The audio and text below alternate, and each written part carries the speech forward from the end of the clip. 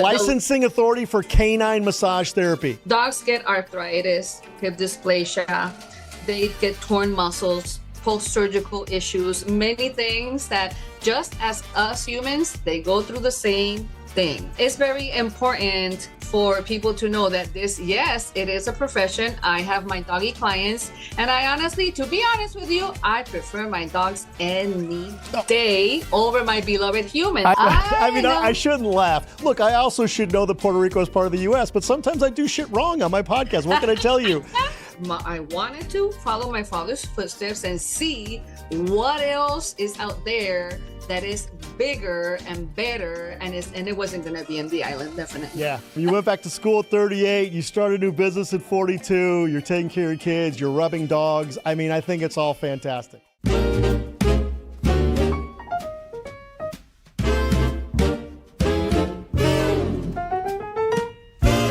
Hi, everybody. This is Dan and Dante. Welcome to another episode of Middle-Aged Mess, the show for people who, no matter how bad the disease, they just rub some dirt on it. Today, we're talking massage, we're talking fitness, we're talking Florida, we're talking Puerto Rico, we're talking Blanca Rodriguez today. Blanca, hello. Hello, Dan. How are you today? I'm good. Welcome to the show. Thank you for coming on today. We've had a couple mix-ups over the last weeks, but we finally got it straightened out. I'm glad to have you here. Yes, I'm happy to be here. What a joy. What a joy. Cool. Okay, so before we start, and I say this every week, and it always turns out to be the best part of the show, I want to know about you. I want to know where you grew up. I want to know how you evolved. I want to know why you're where you are today. So let's. How long of a time you have? I got all day, Blanca. I'll sit with you all day. I got nowhere to go. Just me and you, sister. Sounds like a plan to me. Yeah. So you were born in New York, right? Yes, I was born in New York. My parents, they were the massive amount of Puerto Ricans that moved to New York City in the late 50s and the early 60s, yes. Actually. Yes. I was born in 1965 in New York City out of Puerto Rican parents. My father, especially my father, moved to New York City from Puerto Rico to search for a better life, the American dream. So were your parents legal? Were they legal when they came here? Or? Oh, yeah. We've been in the Commonwealth of the U.S. since... Puerto Rico. I'm sorry. Puerto Rico's in the U.S. God, oh, my God. Somebody shoot me. I'm done. Okay, podcast is over. Ridiculous. Were they legal? Jesus Christ. You know, I laugh at all the dumb people out there who don't know that Puerto Rico is part of the U.S., and now I've now joined them. So, we're legal. We've been legal for a very long time, since 1898, actually, and it went official back in the early 1950s. I don't know if I can come back from that, Blanca. I don't know if I can come back. I tell everybody what a genius I am, and here we are. I don't know. Okay. So, yes, your parents were legal, and you're legal. Yes. Okay. How long did you stay in New York? Well, I was... not so long. When I was 7 years old, we moved back to Puerto Rico. My father stayed in the U.S., attending to his businesses. He definitely was one of those souls that he really achieved the American dream. He started with nothing, and he ended up being the owner of the apartment building where we used to live in New York City. Oh, that's amazing. I love these. These are my favorite stories. Well, by the way, just as a little aside, my father came here from Israel in 1962 with $300 in his pocket and couldn't speak English, and is now a fabulously successful businessman. And the pride I have for him, and I'm sure the pride you have for your dad is unmatched. Absolutely. Yes, my father had a building in New York City. He had a jewelry store, and he had a pawn shop, actually. So from coming to the United States with absolutely nothing, he ended up really being a successful businessman. And unfortunately, in his place of work, his life was taken back in 1973. He died suddenly and tragically. We were already in Puerto Rico because his mission was to go back to the island, sell the businesses, and go back to the island. So in the middle of that, he never made it back to Puerto Rico, unfortunately. Oh, my God, that's horrible. That is when things took a very dramatic change, for better or worse. No, for worse. All for worse. Yeah. So it took a dramatic change. My mother went into a very deep depression and she never recovered from it. Yeah. And later on in life, we didn't know any better, but now we do know that my mother always had chronic mental illness for a very, very long time. She went untreated for a very long time because she was very afraid of falling into this category of you're good for nothing, your life is over. It was back in the 1970s when mental illness was like a taboo. It was a hush hush. You don't talk about mental illness. You don't talk about the dead. So that really marked me and my siblings for a very long time. For a very long time, we were in a very difficult, unstable, confusing upbringing. How many siblings? How many kids? I am the youngest of 3 siblings, me, my beloved older sister, and my brother. So you were La Princesa, basically. Well, not really. Not really. I was the one who asked too many questions. I was the nosy one. I was the troublemaker, so to speak. Yeah. You're my favorite one then, if that's the case. I'm my favorite one. Yeah, okay. So you're in Puerto Rico. Your dad tragically passes away. I mean, how did that affect you? I mean, you're only 8 years old, but how did that affect you? What was your response Well, to it? it affected me tremendously. My father was my person. I was daddy's girl. Yeah.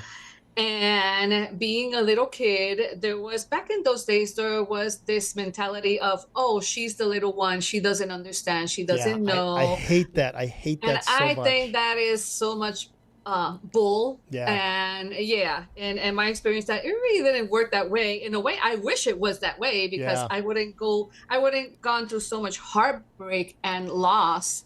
So I didn't and you know what? And can I make a comment too? Like, I talk to a lot of people on the show about traumatic events, divorce, death, things that happen like in your middle age. And we always talk about how do you deal with your kids? And what I always find, that I've found in my experience, and pretty much everybody else feels it, like, tell the kids everything.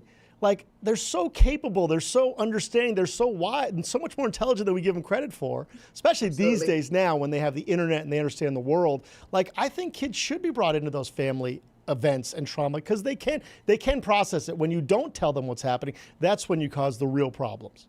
Oh, absolutely. And that's when I went into a very deep rabbit hole, very dark seasons in my life with my upbringing of living in so much silence, being so isolated, feeling like my word had no value because she was the little girl. She doesn't know anything. Yeah. And this is the thing. I did some research not long ago, and 2/3 of all kids around the world, they will have some traumatic experience by the time they reach 16 years old, whether it is a drastic, dramatic, sudden death of a loved one, being bullied by family members or at school, or assault. I went through all 3 of these by the time I was 9 years old. Yeah, I mean, I'm surprised it's only 2/3 of the kids. I would think a much bigger percentage. I thought it was a much bigger percentage myself, but yes, there's a very big group of us out there. And definitely it makes things more difficult. Even our brain is developing a different way with people that have childhood trauma compared with those that have a wonderful upbringing, which I say bravo to those that had a very healthy childhood. I wish I had that. I didn't.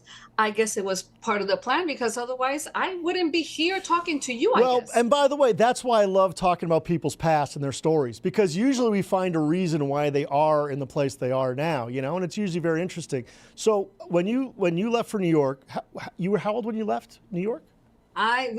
I was 7 years old. It was a year before my father's death. So you were old enough to kind of know what was going on in New York. And New York is New York, right? I mean, it's the greatest city in the world, pretty much. And you go to Puerto Rico. Now, I've never been to Puerto Rico, even though I obviously know it's part of the U.S.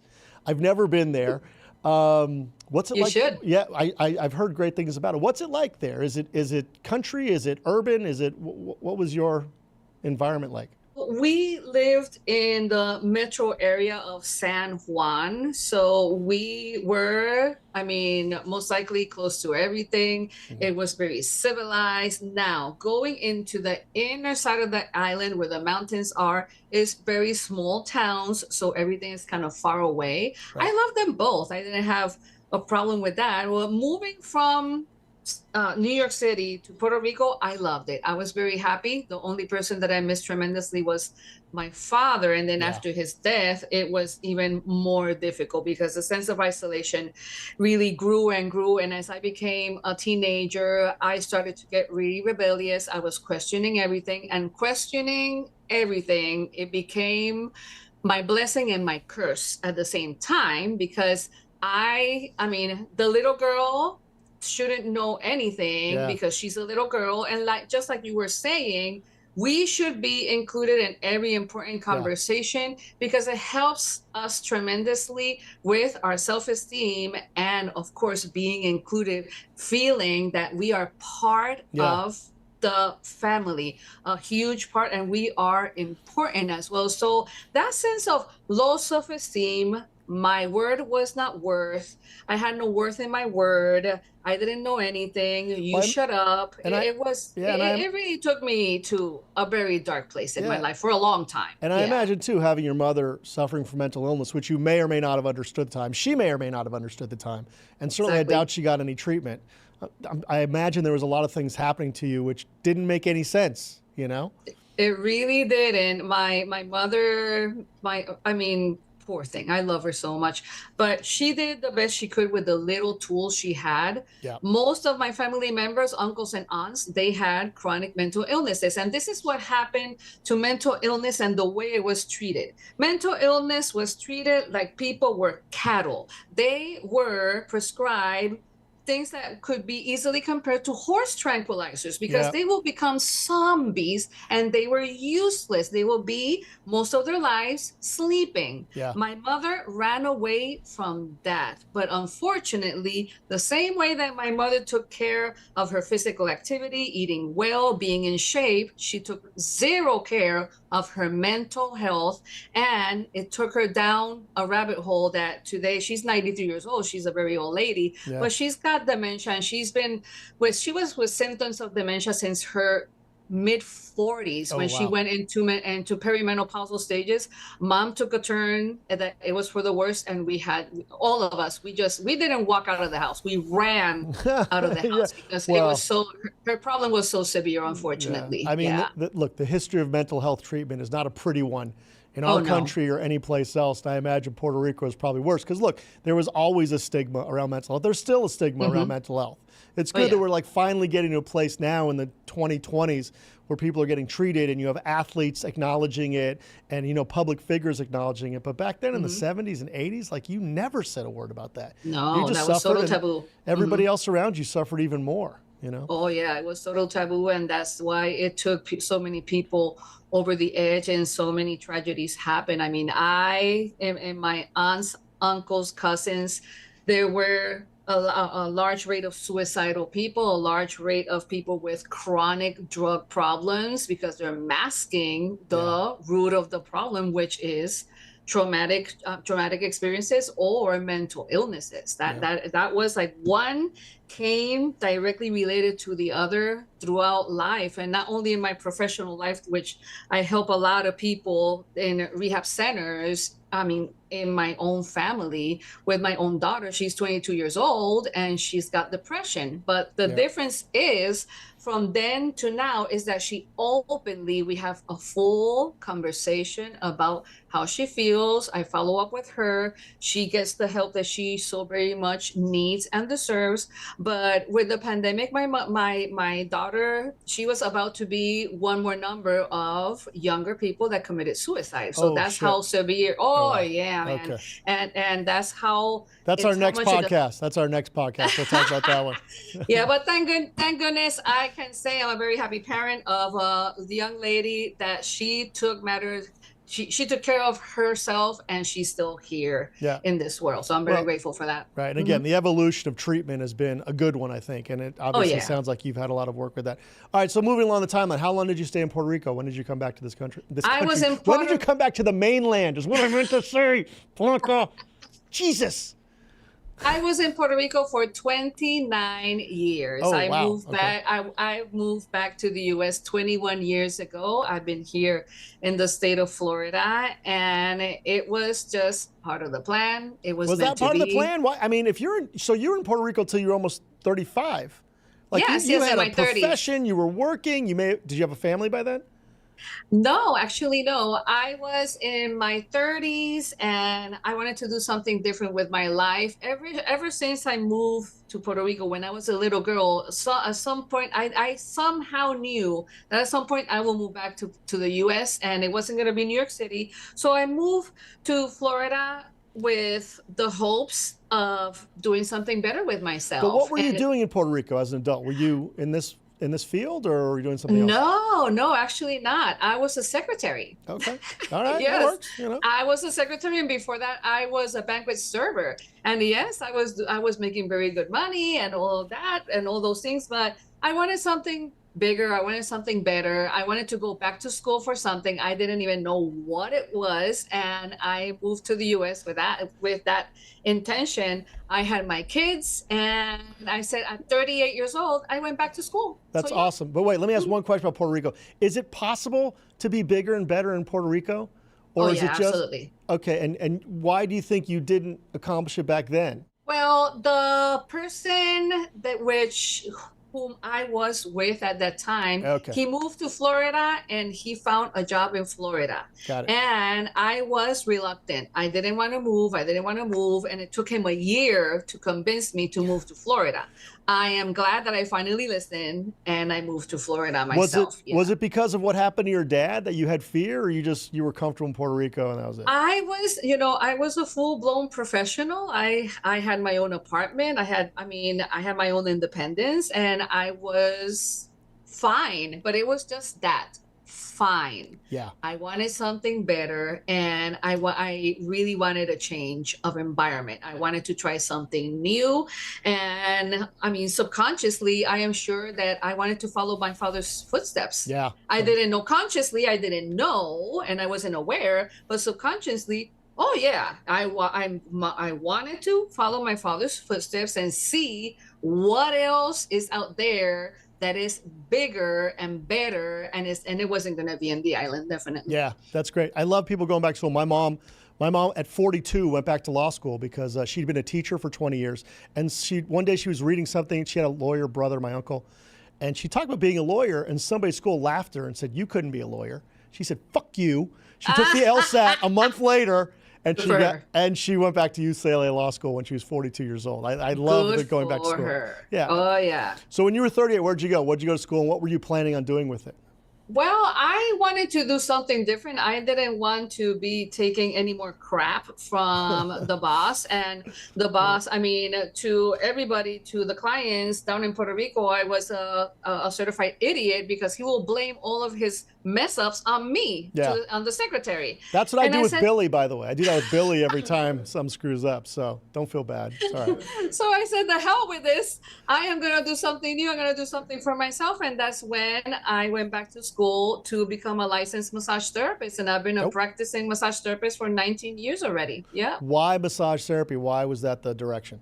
I've been a helper for all of my life. I've been helping someone do something all of my life. I always wanted to do something that had more meaning, more significance than just being a server or a travel agent or a secretary, which those were my professions down in the island. And I wanted something more. And I don't know, it was just a program that I saw on TV that I said, do you want to be a massage therapist? Do you want to help others heal? Do you want to help others feel better? And I was, okay, that. And I went to school for massage therapy. And here I am almost 19 years later. I'm a licensed massage therapist for that long, tens of thousands of people later that I have helped with their healing journey. So it's meaningful. And I think your business is much more than just massage therapy. I think you've gotten into a lot of other things in terms of fitness and wellness. Why don't you tell us about those? Well, thanks to massage therapy. I mean, I've been a dancer for almost 40 years already. I've been a group fitness instructor for 35, and still to this day, I do group fitness instruction for people 45 plus. middle-aged people in perimenopause, menopausal stages. So it's a beautiful thing. I absolutely love it. So what was it about middle age? Florida is the land. Got it. No need to say anymore. I understand. You got to know your audience, I guess. I got it. Oh, yeah, big time. And it was, well, I didn't choose this. It chose me. And I started to get offers from different 55 plus communities. And I said, sure. So till this day, I am still teaching the older population. They absolutely love it. I love it. I learn a massive amount of things with these people, and it goes further than just fitness instruction. It goes to the sense of community. It goes to the sense of having guardian angels. I mean, it's been a full circle of very good things for me, not only on my professional life, but my personal life as well. I was involved in a relationship where there was a lot of domestic abuse. And when I left this person, I left with $89 in my bank account, 2 kids, and a car breaking into pieces. These women found out, and I had a place to live thanks to them. So how old were you when that all occurred? My early 40s. Oh, wow. Yeah. He was the father of my kids. Yes. Mm-hmm. Well, I mean, you've made a pretty remarkable turnaround, Blanca. I mean, it's awesome. Yes. I'm very glad that I did. And the situation where I was living, it was getting too redundant, too dangerous for my kids. The mark that it left on them to this day has been pretty profound. He was a highly suicidal man. And he was involved in a lot of drug addiction. He died, he just kept on, he went down the rabbit hole to the day of his death. And I had 2 kids. I had myself. I wanted 2 things better for myself and my kids. And it was time for me to get the hell out of where I was at and do something better with my life. And that is definitely one of the reasons why I'm here, right here, today, now. Yeah. That's amazing. So tell me about some of the programs you have besides just massage therapy. What else are you doing, and how are you helping people? Oh, yes, absolutely. I am the owner of Wounded Healer LLC. And under this umbrella, I not only do services as a massage therapist, I have private clients. I work for 2 rehab centers for drug addiction and alcohol abuse. I am a certified canine massage therapist. Yes. Hold on. Stop right there. Stop right there. A canine massage therapist. Please explain. Yes. Canine massage therapy has been around as long as human massage therapy has been around, since millennia, very ancient times, 2700 BC, actually. Yes. And it all started with the Roman era. The Chinese people, our Chinese people, they made sure that their animals were well taken care of. And this is the thing. Canines and us, dogs and us, we are mammals. We have muscle groups, we have organ systems, we have feelings, emotions, chemical reactions. So the same powerful effects that massage therapy does on us people is the same powerful effects that our beloved dogs have. It helps them tremendously with their quality of life. I have worked on animals from puppies all the way to the time of death. And it's very soothing. It's very healing. And I know. I shouldn't laugh. Look, I also should know that Puerto Rico is part of the U.S., but sometimes I do shit wrong on my podcast. What can I tell you?